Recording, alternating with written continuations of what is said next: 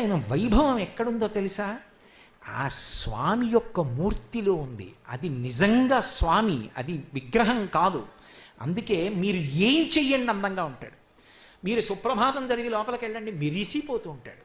మీరు తోమాల వేయండి, అందంగా ఉంటాడు.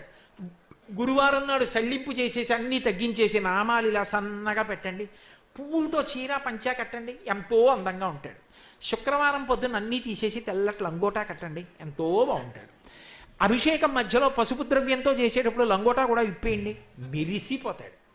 అలంకారం చేసి హారతి ఇవ్వండి, పరవశించిపోయి మనసు ఉవ్విళ్ళు ఊరిపోతుంది.